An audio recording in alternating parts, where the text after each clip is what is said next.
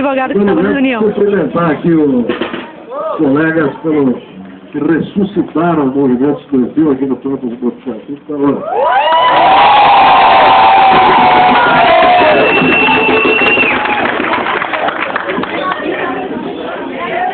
Em segundo lugar, estava até lembrando dos representantes de vocês, quando eu era R1 aqui da Faculdade de Medicina, em 1983, a maior parte de vocês não tinha nascido ainda. Eu lembro que na época eu fazia parte do centro acadêmico, e na época nós dormimos durante 40 dias na antiga sede do GAC, que é hoje ocupada pela Superintendência do GAC. De maneira que vejo essa manifestação aqui com um certo saudosismo, até de épocas aí, que as reivindicações com relação ao que vocês queriam saber, eu estou saindo antes da reunião, porque eu tenho um compromisso lá no Unicamp, a 1h da... Nessa época as pessoas estão tentando se entender lá para ver qual que é a maneira de seguir dentro desse diálogo, né?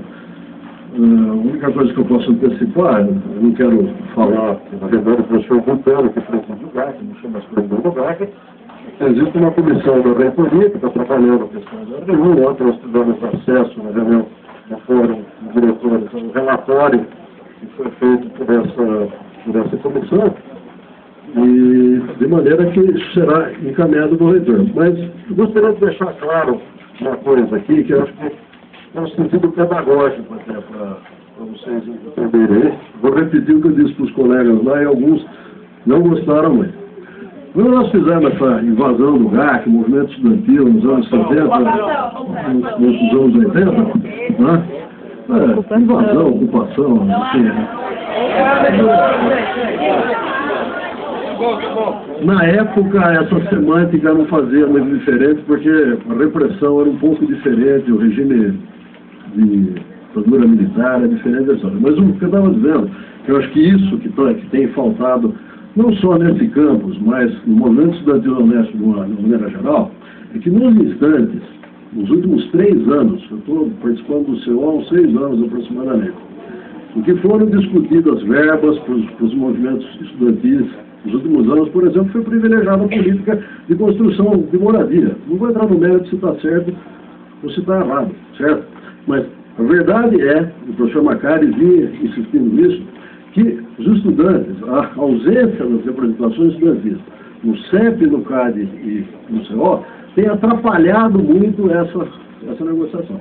Eu entendo, o colega me lembrou lá, como se eu não soubesse, que a Unesp está em muitas cidades, que é difícil a articulação de movimentos estudantis, etc. Mas se vocês não se organizarem, constituírem um canal de comunicação, conforme previsto no Estatuto, com direito a voto no CO, no CAD, no CEP, etc., esse tipo de manifestação, é evidente que gera uma pressão, vai gerar um documento, o professor Lucano vai levar isso ao convênio do reitor, mas não é aqui no GAC que resolve o orçamento da universidade para construir a RU. Isso todos os anos, só para você ter uma ideia, acho que falta um pouco de prática para vocês verem como é que a universidade funciona. Todos os anos, por volta do mês de junho, que está próximo de acontecer, é formada uma comissão de orçamento no CAD, né, que não tem tido representantes dos estudantes, tem uma vaga lá, para fazer uma proposta para ser aprovada pelo CAD.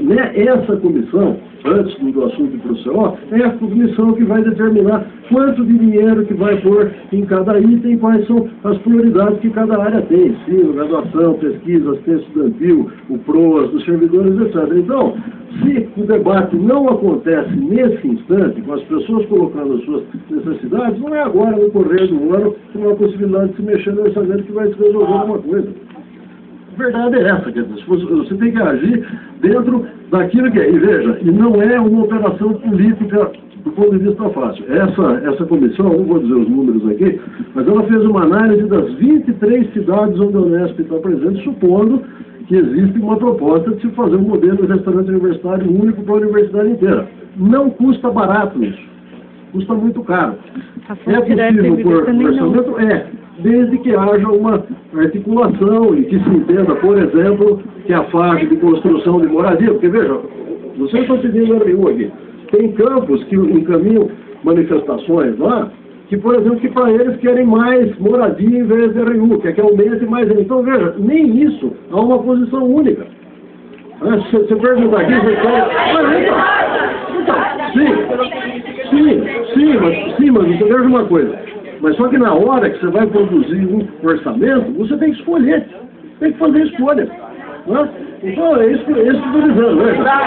Nós vamos, esse diálogo vai no final, o professor Vulcano tem informações, tem números de custo, de como é que vai ser feito, etc. Isso vai ser encaminhado para o reitor. Quando sai daqui e vai para a reitoria, não é nessa instância mais. É no CAD, não sei se todo mundo sabe o que é o CAD, é na comissão. O CAD é o Conselho de Administração. Ele é presidido pelo pró-reitor de administração, tem representantes docentes eleitos, deveria ter representantes estudantis que no momento não existem, e tem representantes técnicos administrativos. Dentro do CAD é formada uma comissão de orçamento com membros lá e o pessoal da APLO, que é o pessoal que faz a estimativa da arrecadação, de quanto vai ter dinheiro. Essa peça orçamentária, uma vez aprovada pelo CAD, ela vai para o Conselho Universitário, onde todos os anos, estatutariamente, ela é votada na reunião do CO de dezembro. Então, nós estamos exatamente na época, né? Nós estamos no mês de maio, imagino que no próximo mês, no mês de junho, se for como nos anos anteriores, é o instante em que é formada essa comissão. É a hora que você vai ter que olhar, bom, quanto que tem pro movimento de, ou melhor, para a rubrica de apoio à permanência estudantil? Tem 15 milhões para o ano que vem. Bom, como é que vai gastar os 15? É 10 em moradia, 5 em RU, é 10 em RU, 5 em moradia, é 5 mais 5 em bolsa. Essas são decisões que têm que ser tomadas. Se você sair pelos campos aí, eu sempre que eu presidi o fórum de diretores até o passado recente, recebemos aluno várias vezes lá. Tem campos que quer mais moradia, tem campos que quer RU, tem campos que quer que aumente o número de bolsa, porque tem muito aluno carente. Então, veja, o jogo democrático é esse, é debater, dizer o que é prioridade, ver o que a maioria quer. Fora disso, eu realmente não vejo. Sim. Sim. Da minha república. Diariamente. Isso era uma outra época, minha república, fazia caixinha, cada um dava um pouco de dinheiro e me funcionava dessa maneira. Agora, veja, eu fui aluno aqui nos anos 70, não vou entrar no mérito se isso era bom ou não. Na época nós tínhamos uma reivindicação de ter um restaurante universitário, mas isso foi logo após a criação da Unesp. Em 76, o país vivia uma situação de crise, a universidade permaneceu mais de 15 anos sem possibilidade nenhuma de investimento. Agora, no passado recente, aí, nos últimos 3 anos, que a universidade passou a ter orçamentos que permitem algum investimento, etc. E vejam, eu acho que eu queria deixar claro uma outra coisa aqui. De 3 anos para cá, quando o CAD começou a ter, quando aumentou a arrecadação do ICMS, e houve uma oferta um pouco maior aí de dinheiro para todos os itens do orçamento, o programa de permanência estudantil, vocês podem olhar na página da APA, o orçamento, ele passou de 4 para 8 e para 12 ou 13 milhões esse ano. Foi um dos únicos programas que não foi reajustado conforme a inflação. Se for olhar os demais, lá teve 5, 6, 7%. Desde a época do professor Macari, ele procurou privilegiar esse item de orçamento porque ele entendia que durante muitos anos os investimentos nessa área tinham ficado represados. Paralelamente, não sei há quantos anos que vocês estão aqui no Unesp, mas a situação, há 3 anos atrás, a Unesp tinha 800 professores substitutos. Tinham disciplinas inteiras, principalmente em unidades menores aí, que eram dadas por professores substitutos. A reitoria e o CO fizeram uma opção em determinado instante, isso foi zerado agora, de contratar em definitivo todos os substitutos, repor todas as aposentadorias e mais do que isso. Havia uma outra situação represada que vocês conhecem tão bem quanto eu, que era a precariedade de sala de aula, de laboratório, etc. No passado recente, a questão de um ano e meio atrás, simultaneamente estavam acontecendo 130 obras na Unesp.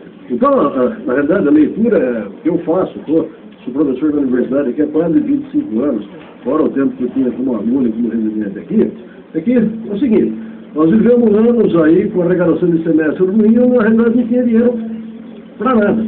Tá? E agora, de mais ou menos 3 anos para cá, começou a ter possibilidade de você reservar dinheiro para algumas coisas em que anteriormente a universidade não gastava. Muito bem. O dinheiro não dá, o dinheiro que tem tido no orçamento aí, por exemplo, na parte estudantil aí, 12, ano que vem, não sei se vai ser 15 ou 16 milhões, Se você for pegar todas as reivindicações de RU e de moradia de todos os campos, evidentemente em um ano só você não consegue dar conta dessa demanda. Isso vai exigir um planejamento. Foi isso que o reitor fez quando ele nomeou uma comissão, que é presidida pela professora Mariângela, que é diretora do campus de Marília, e que ontem, na reunião do fórum, apresentou um relatório com diagnóstico das situações de RU e mestragem, que será encaminhado ao reitor. Qual que é o tratamento que o reitor vai dar para esse documento, aí não posso responder. Eu imagino que ele vai mandar isso para o CAD para fazer um cálculo de orçamento, etc., e vai ter que ver se é possível dar conta dessa demanda inteira. Com licença, doutor. Como? Não é burocracia. Você tem que aprovar o orçamento, mas exigência legal, né? Tá certo. Agora o senhor falou que os tempos mudaram. Sim. O senhor acha que hoje a gente precisa de um RU? É importante isso? Não, veja, olha, vou até dizer uma coisa, você quer dizer, não tive tempo. Na semana passada eu fui assinar os convênios da Faculdade de Medicina com 4 universidades lá na Europa. Tive 3 universidades em Portugal e uma universidade na Alemanha. Com exceção da Universidade de Lisboa, que não foi possível lá por questões de agenda, eu disse para os diretores que eu fazia questão de conhecer o sistema de referência universitário deles. E conheci todos eles. Mas o senhor acha que é importante hoje Não. a Unesp ter RU? Deixa eu chegar nesse ponto. Fui na Universidade de Coimbra, fui na Universidade do Porto e fui na Revisão. E tentei entender a lógica, que é a essência da sua pergunta, do porquê da necessidade de se ter ou não um restaurante universitário. A resposta me parece razoavelmente óbvia, né? Todas as universidades do mundo inteiro, elas possuem sistema de gestão universitária. Claro que isso muda de país para país. Tem país com gestão da universidade, tem país que você contrata uma empresa, mas essa é uma discussão que nós não chegamos nela ainda. Isso vai depender do relatório, etc. Eu não tenho dúvida disso, veja. As pessoas acham que nós somos contra a RU. Pelo amor de Deus, se tivesse um RU bom aqui, com preço bom, provavelmente eu nem iria para minha casa e ficaria aqui na hora do almoço. Nenhum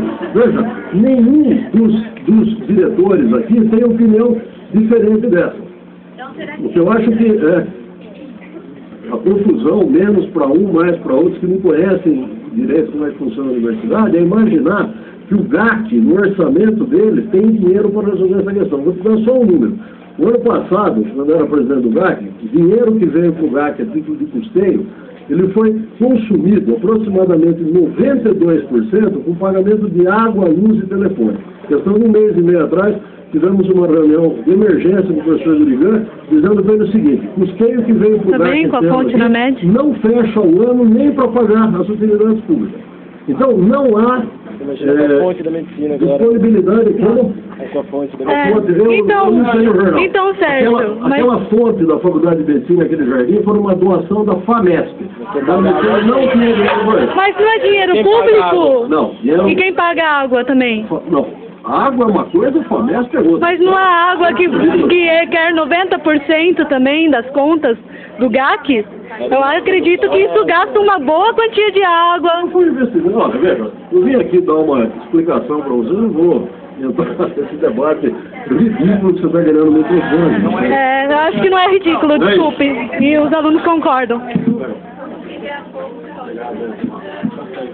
Pessoal, então é o seguinte, se organizem e vão ao CO e ao GAC. Senão esse negócio Eu acho que o Sérgio Miller antes podia explicar, já que ele ficou 6 anos no CO, porque é que em 2008 foi expulso o representante dos estudantes, que era o Rafael de Marília, foi expulso, ele não foi mais deixado de ser representante. E além disso, em 2008 e em 2009, os representantes do CO, discentes que estavam lá, eles não eram reconhecidos pela reitoria, porque em um congresso da Unesp, onde os estudantes votaram uma nova forma, que eles entendiam que era mais democrática para eleger o DCE, que era diferente do estatuto anterior, isso fazia com que a reitoria não reconhecesse, eles não tinham nem voz, nem voto.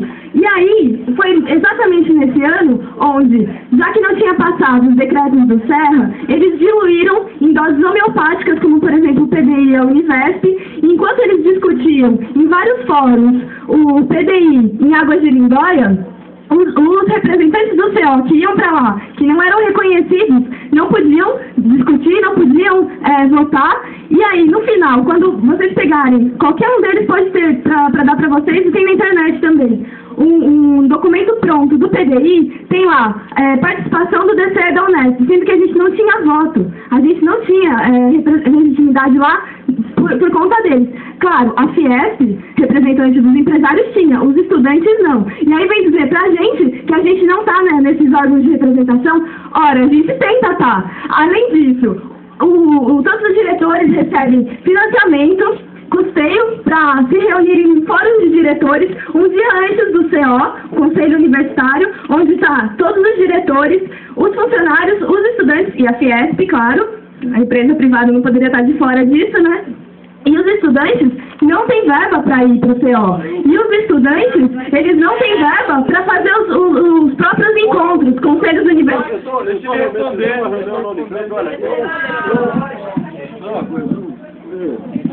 Se eu falar uma porção de coisa aqui, eu demoraria meia hora para rebater. 90% do que você disse, você está mal informada.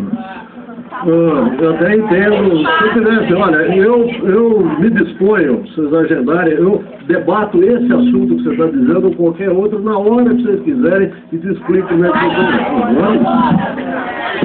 Ele quer comer no restaurante da Unicamp. São só 15%. A gente não. Eles formam um colegiado super democrático, não tem nada de democrático. O que a gente precisa é de uma assembleia universitária onde todo mundo tem a voz e voto igual, o mesmo peso, cada cabeça o mesmo peso. É isso que a gente precisa. Isso é democracia.